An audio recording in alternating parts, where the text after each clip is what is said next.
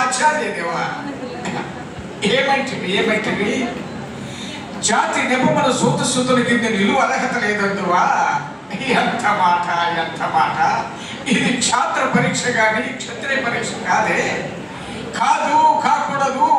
ఇది కుల పరీక్ష అందువా? నీ తండ్రి భరద్వాజుని జన్మ పెట్టింది, అట్టి జుగుత్సాకరమని నీ సంభవం పెట్టింది. మట్టి కొండలో పుట్టింది కదా, నీది ఏ కులము? ఇంత ఎలా అస్మత్ పితామహుడు కురుకుల వృద్ధుడైన ఈ శాంతనవుడు శివసముద్రుడు భార్య అయిన గంగా గర్భమును జనించలేదా?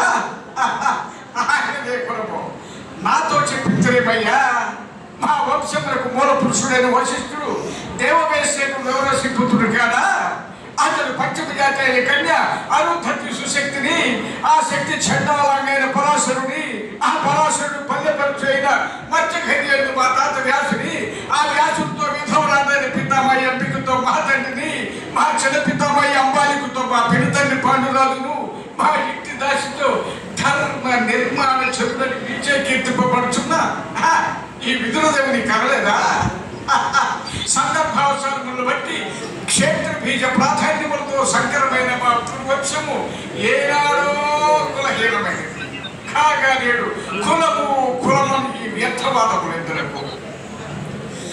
నాయన సుయోధన, ఏలినా పాలినా బ్రహ్మ ఋషుల చరణములు మనము విచారించదగినవి కావు. ఇది నీవరినట్లు ముమ్మాటికి క్షాత్ర పరీక్షలే. ఇందు క్షాత్రం ఉన్న వారెల్లరూ క్షత్రులే.